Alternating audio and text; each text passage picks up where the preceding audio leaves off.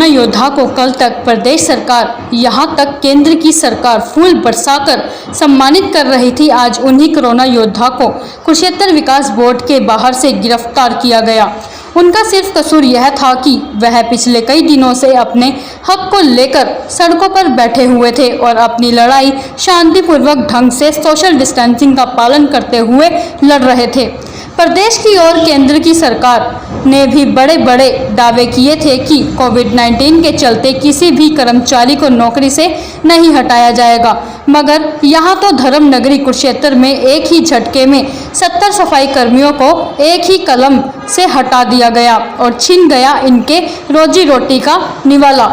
आपको बता दें कि बीते 2 दिन पहले जजपा नेता योगेश शर्मा ने उप मुख्यमंत्री दुष्यंत चौटाला से बातचीत कर प्रेस नोट जारी करके बताया था कि उनके आग्रह पर प्रशासन ने 46 कर्मचारियों को रखने की बात पर सहमति जताई है।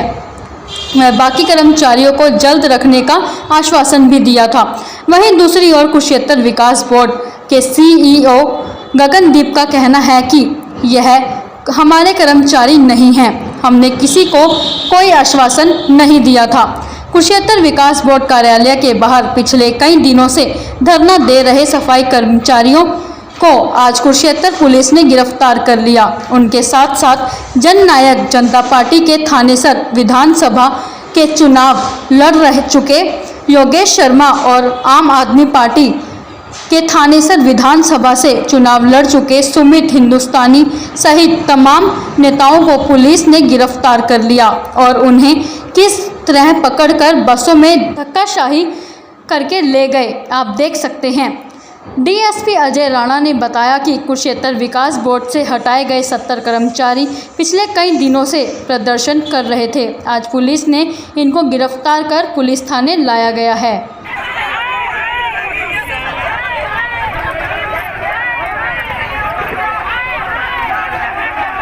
धमकाया जाता है। आपकी समझौते की सरकार है, भाजपा हरियाणा प्रदेश की सरकार है, इस तरह का बर्ताव किया जा रहा है। सब हम सामाजिक के नाते यहाँ आए थे। आज कोरोना के टाइम इन गरीब आदमियों को निकाल दिया इन्होंने, हम उनके लिए आए थे ताकि एक समझौता बने, इनकी आपसी सहमति बने। अपनी बातों से मुकर रहे हैं, उल्टा धमका रहे हैं हमारे को भी। आप प्रदेश के डिप्टी सीएम के खास हैं, उनको मुद्दा रखेंगे, बताएंगे कि इस तरह का उनकी जवाबदेही भी तय करेंगे।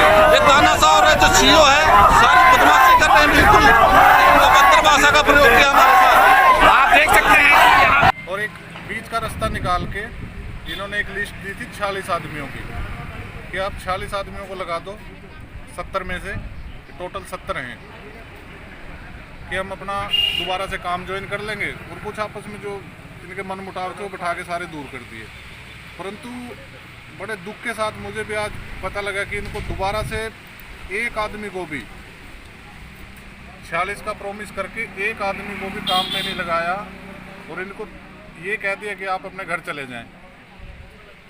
तो इस कोरोना के महामारी के दौर में जो आदमी 14 साल से जिसके घर की रोजी रोटी जिस चीज़ से चल रही है, मैं तो कहूँगा बस भ्रष्ट अधिकारियों की वजह से इन बेचारों को आज सड़क पे बैठना पड़ता थे।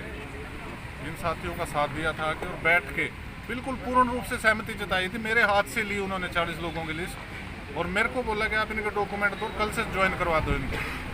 और कल जब वो सुबह आए उनको 70 के 70 को ज्वाइन करवाएं और इनको फिर से काम पे लगाएं। और यहाँ पे गंदे काम करने के लिए जो बैठे हैं, बेचारे गरीब लोगों के साथ जो अन्याय कर रहे हैं, मेरी लड़ाई वो है। आदमी तो इनमें से रख लिए और 18 आदमी और रखने हैं। अगर इनमें से कोई अपने पेपर सबमिट करता है तो उसको रखा जाएगा। जब ऊपर से सैंक्शन ही जितने की फालतू आदमी रख के ये अपनी जेब से तो तनख्वाह देने के नहीं। 40 ये लोग जो आंदोलन कर रहे हैं, अब उन्होंने मना कर दिया कि जी 40 की सैंक्शन नहीं आई। हम तो सिर्फ वहाँ गए थे सैंक्शन लेने के लिए, सिर्फ 30 की आई है। इन लोगों को लेकर अपना पुलिस यहाँ बस लेके पहुंची है, अब क्या करेंगे? बस लेके पहुंची, अगर ये आराम से उठते तो ठीक है, नहीं तो इनको बस में भर के अपने वहाँ छोड़ के आएंगे जेल में। डिजास्टर मैनेजमेंट का एक केस दर्ज किया गया है, कितने लोगों के खिलाफ किया गया, क्या है? बस वो अभी लेते हैं लिस्ट, नाम जिन जिन के नाम हैं उनके नाम लेकर के इसमें से सबको बैठाया जाएगा। तो किसकी शिकायत पे हुआ ये? शिकायत सीओ की और इनकी शिकायत है अपने जेई की। आने की रणनीति ये रहेगी कि पहले तो ये अपनी लड़ाई जैसे ये चलाएंगे, हम इनका साथ देंगे, उसके बावजूद आम आदमी पार्टी अपना पैदल आंदोलन इनके पक्ष में चलाएगी। हमारा कोई किसी से ना तो लड़ाई हुई, ना समझौते की बात है, ना कोई विवाद की बात है। ये बात बिल्कुल कायदे कानून की है। अब अल्टीमेटली ये जो इसका जो टेंडर था वो फरवरी के महीने फाइनल होके हमने ऊपर हाई अथॉरिटीज़ को भेज दिया था। हाई अथॉरिटीज़ को भेजने में बीच में लॉकडाउन वाली बात आ गई, तो लॉकडाउन में आने के बाद तो हमने इनकी फर्स्ट लॉकडाउन की एक्सटेंशन ले ली, सेकंड की ले ली, एक्सटेंशन का प्रोसीजर चलता रहा। फाइनली इनका जो प्रोसेस था वो नए टेंडर का वो कंप्लीट हो गया। कंप्लीट होने के बाद हमें अनुमति 30 सफाई कर्मचारियों की लगाने की प्राप्त हुई है। 30 सफाई कर्मचारियों को लगाने की प्राप्त हुई तो नए टेंडर जो उसको ठेकेदार को हमने वर्क ऑर्डर अलॉट कर दिया है। अब वो अपने नए सफाई कर्मचारियों के साथ काम कर रहे हैं।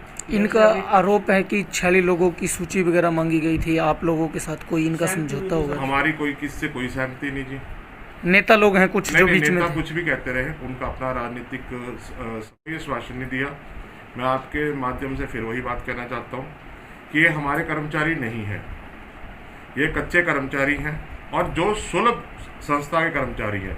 इनको अगर एजिटेशन करना है तो सुलभ से करें, हमने नहीं इनको निकाला है तो सुलभ ने निकाला। अगर हमारा कॉन्ट्रैक्ट ख़त्म हुआ तो सुलभ से ख़त्म हुआ है।